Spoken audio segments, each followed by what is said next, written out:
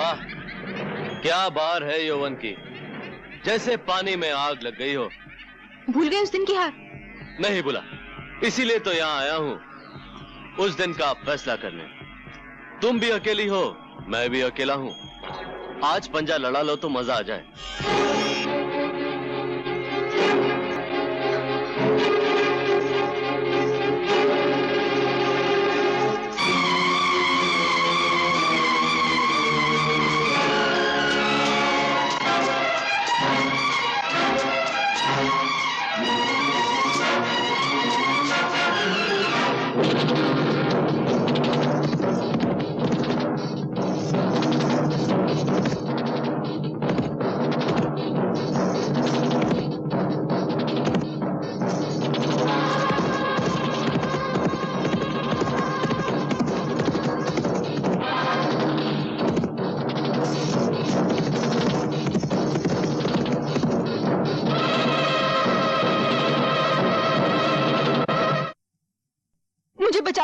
मुझे बचा लो।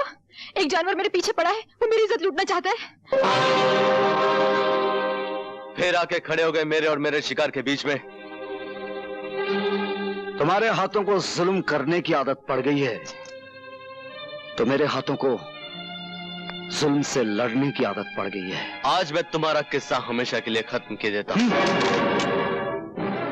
अगर मैं चाहूं तो इस गुस्ताखी के बदले में इस पिस्तौल में जितनी आग है तुम्हारे सीने में उतार दूं, लेकिन मैं ऐसा नहीं करूंगा, क्योंकि मैं नहीं चाहता कि जिन लोगों ने मुझे इतना प्यार दिया है, मैं अपने गुस्से की खातिर उनके खानदान का अकेला चिराग बुझा दूं।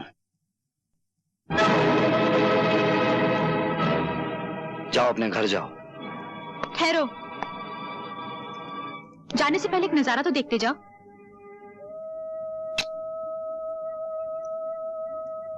ये वो चीज है जिसके लिए तुम हमेशा तड़पोगे, लेकिन कभी पा नहीं सकोगे। मैं क्या कर सकता हूं ये तुम्हें मालूम नहीं, खाना बादोश।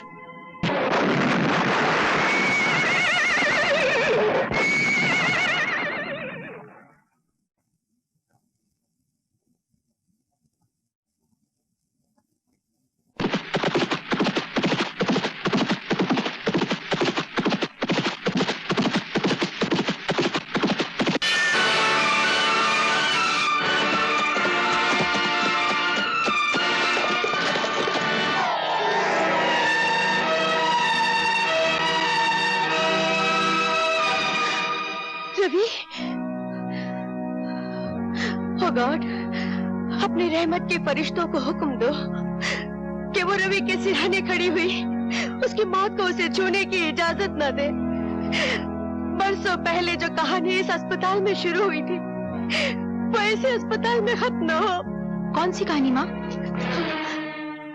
एक औरत की कहानी जिसकी शादी नहीं हुई थी और वो माँ बनने वाली थी। एक बच्चे की कहानी जिसे उसने जन्म दिया और उसे कह दिया गया कि उसका बेटा मरा हुआ पैदा हुआ है। रवि वही बच्चा है जिसकी जिंदगी मैं आज अपने गॉड से मांग रही हूँ। मगर उसकी माँ कहाँ है? ठाकुर प्रेम सिंह की पत्नी सावित्री ही रवि की माँ है। किसकी मंगल कामना करने जा रही हैं आप? मैंने पूछा, किस पति की मंगल कामना करने जा रही हैं आप? कौन हो तुम? यहाँ किस लिए आई हो? हूँ तो एक कोठे वाली और नाम है मुन्नी बाई, लेकिन मैं भी आपकी तरह घरवाली बनना चाहती हूँ।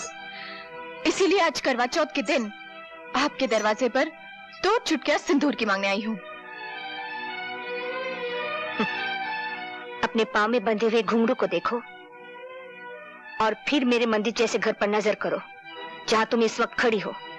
आप भी अपने गले में पड़े हुए खानदानी 9 लखे हार को देखिए जो आपके बेटे राजेश ने एक दिन मेरे गले में डाला था, और फिर इस सुहाग के जोड़े पर नजर डालिए जो आपका दूसरा बेटा रवि खुद मेरे पास लेकर आया था। मैं आपके पास आज इसलिए आई हूँ कि आप अपने दोनों बेटों की शादी मुझसे करा दें। विश्वास रखिए, मैं उन दोनों की जिंदगी स्वर्ग बना दूंगी। चुप हो जाओ, शर्म नहीं आती तुम्हें ऐसी बातें करते हुए? मुझ जैसी बहू को 2 शादियां करने में शर्म कैसी? जब आप जैसी सास को शर्म नहीं आई एक शादी के बाद दूसरी शादी करते हुए? क्या बकवास कर रही हो? थोड़ा सा दिमाग पर जोर डालिए और याद कीजिए, एक विजय नाम का शूरवीर आपकी जिंदगी में आया था। ये झूठ है। तुमने और विजय ने चुपचाप शादी कर ली थी, क्या ये भी झूठ है? तुम्हारी एक औलाद भी हुई थी, क्या ये भी झूठ है? जिसे डॉक्टर और तुम्हारे बाप ने मरा हुआ करार दिया था, क्या ये भी झूठ है? क्या चाहिए तुम्हें?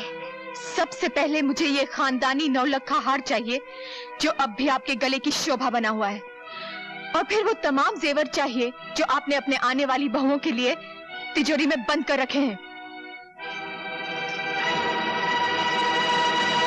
खबरदार मुन्नी भाई, अगर इस हार को हाथ लगाने की कोशिश की तो तुम्हारे हाथ काट दूंगा। जिनके घर शीशे के होते हैं वो दूसरों के घरों पर पत्थर नहीं फेंकते ठाकुर साहब। अगर हाथ काटने ही है तो अपनी बीवी के काटिए जिसने आपकी नाक कटा रखी है, जिसने आपको धोखा दिया है। निकल जाओ यहां से।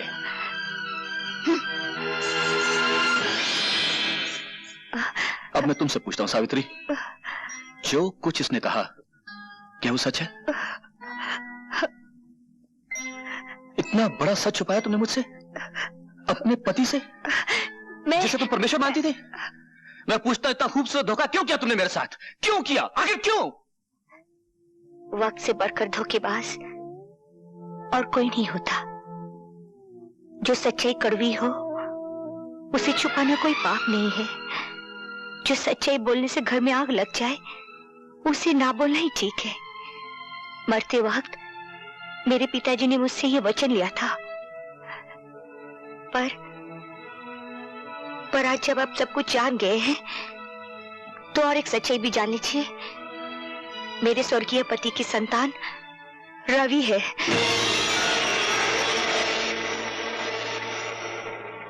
पर मैं आपके चरणों की सौगंध खाकर कहती हूँ, ये जानती हुई कि रवि मेरा बेटा है, मैंने उसे आज तक बेटा कहकर पुकारा नहीं। माँ के सामने बेटा हो और माँ उसे गले से ना लगाए, ये कोई छोटी बात नहीं है।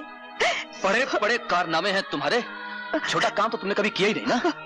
मेरे बेटे राजेश को जानबूझकर इतना प्यार दिया कि वो गलत रास्ते पे चला जाए। ममता का नाटक करके जहर दिया तुमने उसे, और एक माँ होकर धीरे धीरे उसे गुनहगार बना दिया, और फिर अपने असली बेटे को एक देवता के रूप में मेरे सामने पेश कर दिया। ये सच नहीं है। मैं जिंदा नहीं छोड़ूंगा तुम्हें। बाबूजी!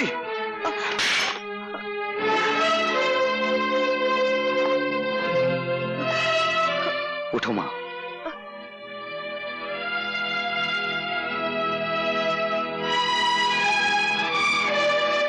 भगवान की निगाहों के सामने कोई गिरा हुआ नहीं होता। बाबूजी, पहाड़ से फेंका हुआ आदमी शायद बच जाए, लेकिन नजरों से गिरा हुआ आदमी कभी नहीं बचता। और आज आप मेरी नजरों से गिर गए। रवि, मैं इतना ऊंचा नहीं सुनता कि गिरे हुए आदमी की बात ना सुन सकूं। मेरी मां कितनी महान है, आपकी मर्यादा रखने के लिए इसने कितना बड़ा त्याग किया है। कोई मां अपने बच्चे से दूर नहीं रह सकती, लेकिन मेरी मां ने वो करके दिखाया है कि सारी नारी जाति को गर्व होना चाहिए। नीच कमीने मेरे ही टुकड़ों पर पलता और मुझसे सवाल लड़ाता है। अगर तूने जलील औरत की हिफाजत करनी, बाबूजी, अभी तक इस हाथ ने आपको बचाने की कोशिश की है, क्योंकि वो मेरा परम धर्म था। लेकिन मां पर अगर किसी ने हाथ उठाया तो यह हाथ मां के बेटे का फौलादी हाथ बन जाएगा, और मां की हिफाजत करना मेरा परम धर्म होगा।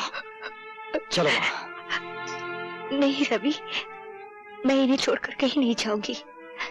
मैं इस घर में डोली में बैठ कर आई थी, अब तो इस घर से मेरी मिट्टी उठेगी। मेरे लिए तुम मिट्टी ही हो, जब चाह उठ जाओ। सुना मां, लेकिन मेरे रहते हुए उन लोगों की मिट्टी उठेगी जो तुम्हारी मिट्टी खराब करना चाहते हैं। चलो।